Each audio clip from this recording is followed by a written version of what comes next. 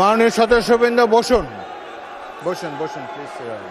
5ই আগস্টের পরে কি হলো আপনারা জানেন। এইখানে ইউনূস সরকার ছিল, আমি শিল্পকলার সামনে থাকি, একটা গান হইতে পারে নাই, একটা নাটক হইতে পারে নাই, একটা লালনের গীতি হইতে পারে নাই, একটা বাউল গান হইতে পারে নাই। সব কিছু কালো শক্তি ধ্বংস করে দিয়েছিল। তারা বলেছিল কোন মুক্তিযুদ্ধ হয় নাই, 47-এর যুদ্ধ হয়েছে, আর 24-এর যুদ্ধ হয়েছে, আর 71-এ গন্ডগোল হয়েছে।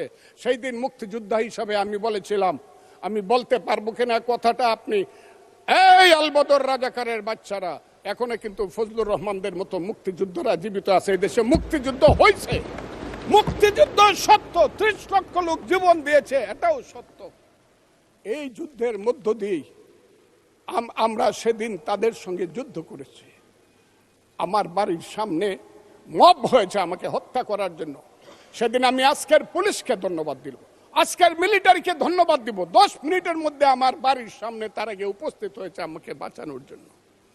অনেক চক্রান্তের মধ্য দিয়ে ইলেকশন হয়েছে। সেই ইলেকশনে তারা কি করেছে, আজকে যারা আমার ডান দিকে বসে আছে তারা কি করেছে, একদিন তো আমরা ভাই ছিলাম নাকি। তারা যা করেছে সেটা কল্পনা করার মতো না। যত চক্রান্ত করেছে, সেই চক্রান্তের ভিতর দিয়ে যখন তারা প্রচার করতে শুরু করলো তারা বাংলায় 2/3 মেজরিটি পেয়ে তারা পাস করবে, আমি হতবাগা ফজলুর রহমান বলেছিলাম জামাত জোট যদি মেজরিটি পায় তাহলে আমি বিষ খাবো। এই কথাটা আমি বলেছিলাম, আমি বিষ খাবো। হ্যাঁ, কথাটা সত্য, আমি বলে যাচ্ছি। এবং তারা কোনোদিন যুদ্ধে জয়লাভ করতে পারে না, রাজনৈতিক যুদ্ধে, কারণ তাদের পূর্বপুরুষ বাংলাদেশ চায় নাই। বাংলাদেশ যদি থাকে, এই বাংলায় শুধু বেলিচা মিলিয়ার জুই ফুল ফুটে না, এদেশে রক্তগোলাপ রক্ত জবাও ফুটে। এদেশের জঙ্গলে শুধু কোকিল ডাকে না, এদেশের জঙ্গলে রয়্যাল বেঙ্গল টাইগারও থাকে। যতদিন রয়্যাল বেঙ্গল টাইগার থাকবে, মুক্তিযোদ্ধা জিতবে, রাজাকার কোনোদিন এদেশে জয় লাভ করতে পারবে না। আমি চ্যালেঞ্জ করে বলে গেলাম। আমি আজকে আপনাদের সামনে আরো কিছু বলতাম, কিন্তু আমি টাইমটা দেখতেছি, আরেকটা কথা বলতে চাই।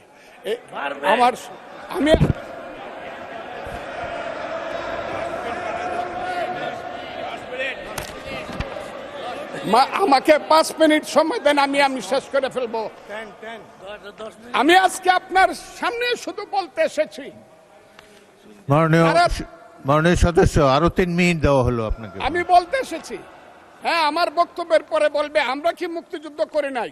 যেমন বিরোধী দলের নেতা বলেন, উনাকে আমি অসম্মান করি না, সব সময় মাননীয় বলে কথা বলি, কিন্তু উনার দলের লোকজন এখানে বসে আছে, তারা আমাকে ফজা পাগলা বলে কথা বলে। উনি একদিন এটা বলেন তারা নাকি সভ্য, তারা নাকি ইসলাম। এবং উনি যে বলতেছে, ওই দিন বললো যে আমার দাড়ি পাকা, আমার চোখের সমস্ত পাকা, উনি আমার চেয়ে 10 বছরের ছোট। আমার বয়স 78 বছর, আমি 48 সনে জন্মগ্রহণ করেছি, উনি 58 সনে জন্মগ্রহণ করেছে। কথাটা সত্য না মিথ্যা? মাননীয় সদস্য, আমি ওনাকে, আপনাকে কেউ এই ধরনের উক্তি করেছে আপনার সম্বন্ধে? এরকম তো সংসদে কেউ বলে নাই তো। এরকম না বলছি, করেছে। আপনি কেন নিজের টেনে করেছে আছে এখানে উপস্থিত। আমি আজকে আপনাকে বলতে চাই, বলতে থাকেন, আপনি বলতে থাকেন। আচ্ছা, আমি যে কথাটা বলতে চেয়েছিলাম, বিরোধী দলের নেতা বলেছেন উনি মুক্তিযোদ্ধা পরিবারের লোক এবং উনি শহীদ পরিবারের লোক এবং উনি জামাত ইসলাম করেন। এটা ডাবল অপরাধ।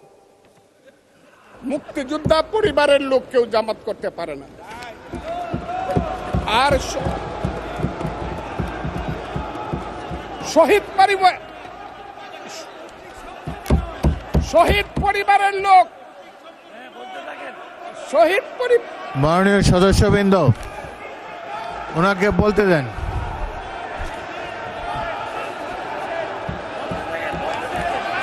মাননীয় সদস্যবৃন্দ, অর্ডার। আপনারা শৃঙ্খলা রক্ষা করুন। মাননীয় সদস্যবৃন্দ, সংসদে শৃঙ্খলা রক্ষা করুন।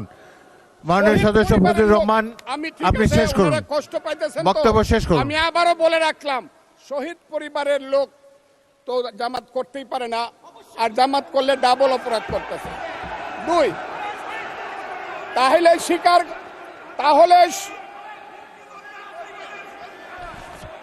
তাহলে আমি আপনাদেরকে বলি, মাননীয় সদস্যবৃন্দ, আমি 1 সেকেন্ড, এক সেকেন্ড, মাননীয় সদস্য ফজলুর রহমান বসেন বসেন বসেন। আপনি বলতে থাকেন, বলতে থাকেন। আমি আপনাদেরকে মাননীয় সদস্যবৃন্দ, প্রোটেকশন আশা করতেছি। মাননীয় সদস্যবৃন্দ বসুন, কিন্তু আমার গলা সংসদের অনেক উঁচু গলা। শৃঙ্খলা রক্ষা করুন। ওনার গলা, আমি কিন্তু ওনাদেরকে খারাপ কিছু বলি নাই। বসেন। একটা স্যাম্পল। মাননীয় সদস্য ফজলুর রহমান, মাননীয় সদস্য ফজলুর রহমান, আপনি একটু অপেক্ষা করুন।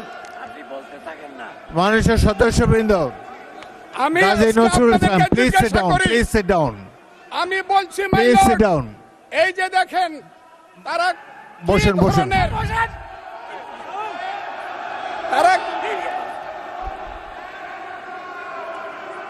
তারা কি ধরনের আচরণ করছে। আচ্ছা, আজকে তাদেরকে মাননীয় জিজ্ঞাসা করি। সদস্যবৃন্দ, তাদেরকে আমি মাননীয় তাদের কাছে সদস্যবৃন্দ জানতে চাই, একটু মনোযোগ তাদের দিয়ে আমার পূর্বপুরুষ- কথাটি শোনার চেষ্টা করুন। বসেন, ভাইয়া।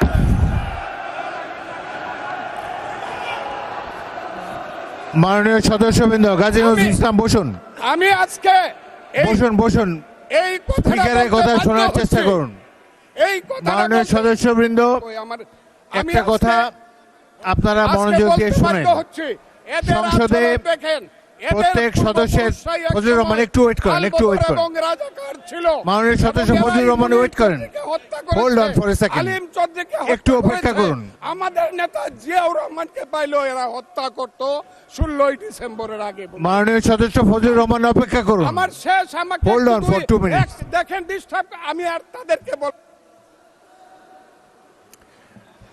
মাননীয় সদস্যবৃন্দ, এটি বাংলাদেশের জাতীয় সংসদ। এখানে প্রত্যেকে নির্বাচিত হয়ে এসেছেন, প্রত্যেকেরই এখানে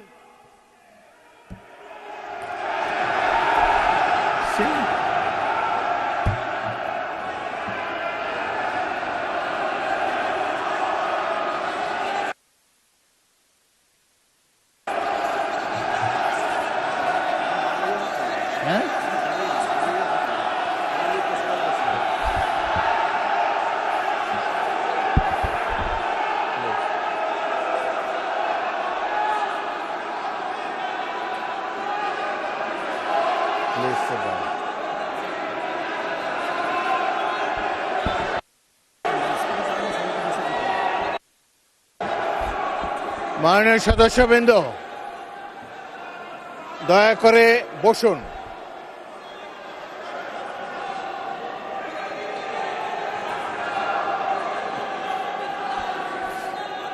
মাননীয় সদস্যবৃন্দ বসুন, বসুন বসুন প্লিজ।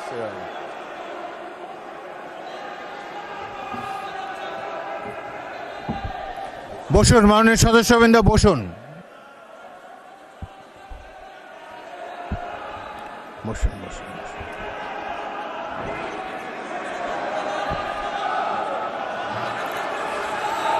মাননীয় সদস্যবৃন্দ, মাননীয় বিরোধী দলের নেতা, আমি বলি তারপর আপনি বলেন। মাননীয় সদস্যবৃন্দ, এটি আপনারা সবাই,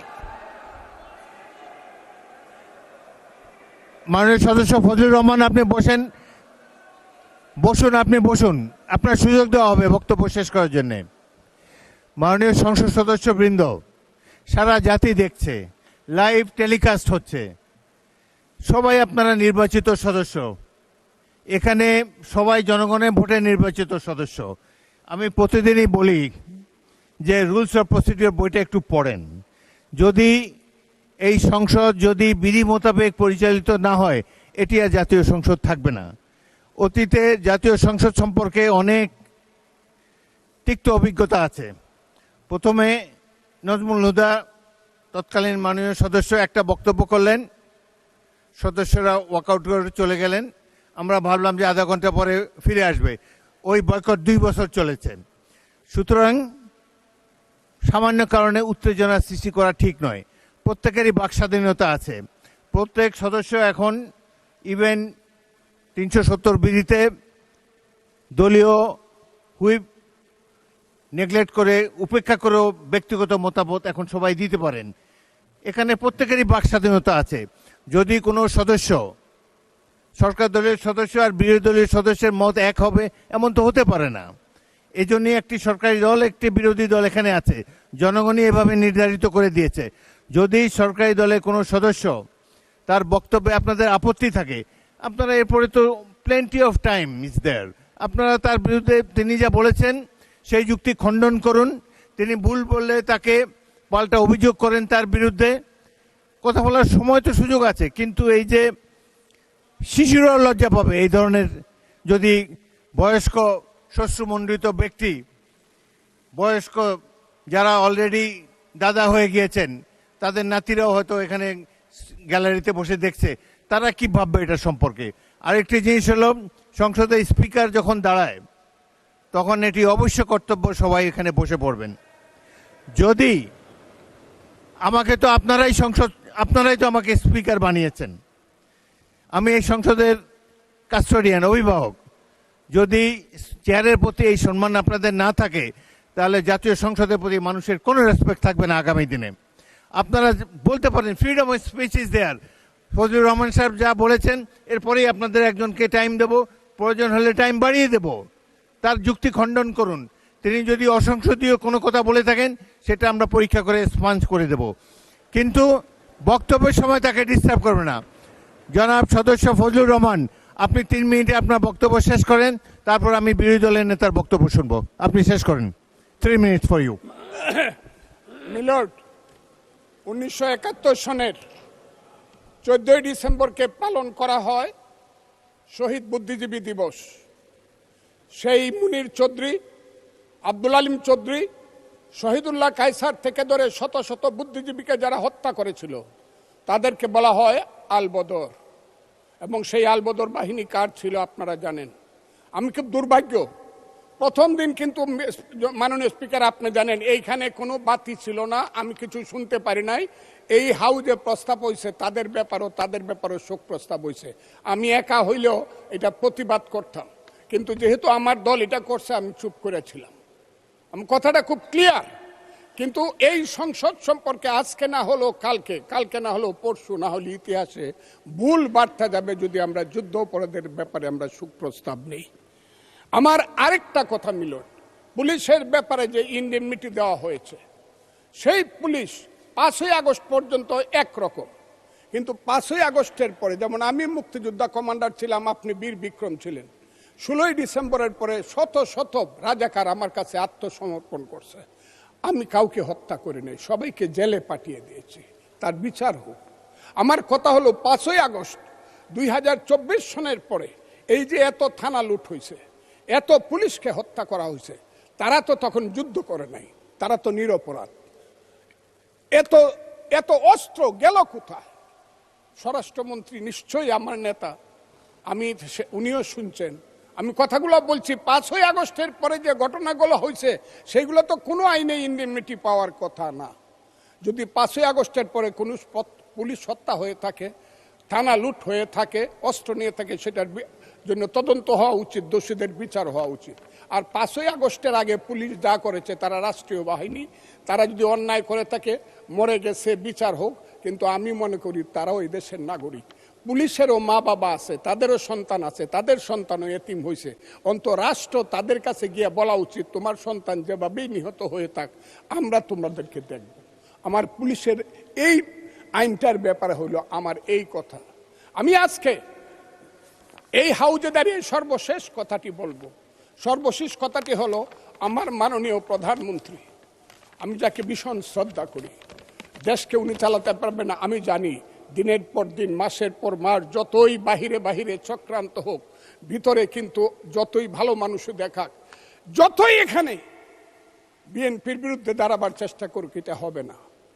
222 জনের সমান সমাগম ভাগ দেয়া কমিটি করেছে। আমি আমার নেতাকে বলবো, শেষ করেন মাননীয় সদস্য, শেষ করেন।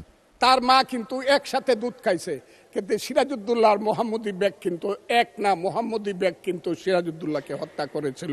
এই কথাটি বলেই আপনাকে ধন্যবাদ জানিয়ে আমার বক্তব্য